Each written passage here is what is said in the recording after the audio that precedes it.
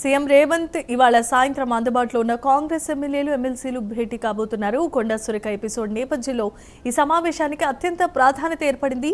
సీఎల్పీలో ఎమ్మెల్యేల తీర్మానానికి సంబంధించిన అంశాలను ముఖ్యమంత్రి రేవంత్తో పాటు ఎమ్మెల్యేలు ఎమ్మెల్సీలు కూడా చర్చిస్తారు. తాజా రాజకీయ పరిణామాలపై ఈ సమావేశంలో చర్చ జరిగే అవకాశం కూడా కనిపిస్తోంది.